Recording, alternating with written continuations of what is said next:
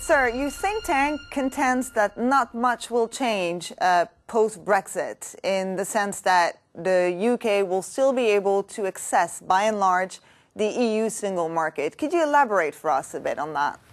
The stakes are just too high for this to go off the rails. Germany exports a lot to Britain, Belgium possibly even more, the Netherlands, the ports of Antwerp and Rotterdam, German car manufacturers. Britain, of course, can be threatened with restrictions of its financial industry, but then if Britain would impose tariffs on the continent, this would destroy a lot of jobs over there, so no one really has an interest in a trade war.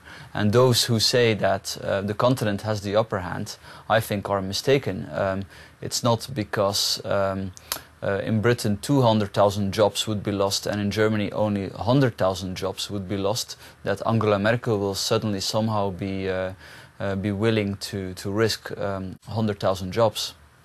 Do you believe that this vote will open the way for other referendums in Europe on whether other countries will want to exit Europe as well? Not right away, but it all depends on how the European Union reacts to this. If the EU tries to continue to do what is popular, which is removing barriers to trade, I would say the EU will become more popular, and especially if it would then stop doing what is basically constantly leading to opposition. Whenever the EU tries to safeguard that companies like Ryanair or Wizz Air can operate across the continent, you don't hear a lot of criticism on that. It's always when Brussels interferes into national budgets or is organizing fiscal transfers between countries, or when it's trying to micromanage asylum decisions that you hear a lot of Euroscepticism.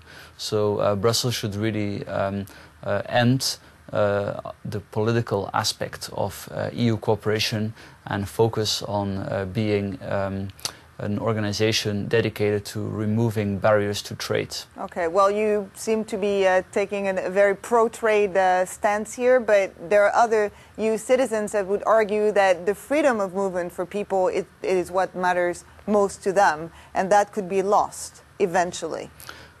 And freedom of movement is indeed a part of free trade, and I think this is a very valuable thing of EU cooperation, but sadly a majority, not only in Britain but in many member states, has a lot of problems with this.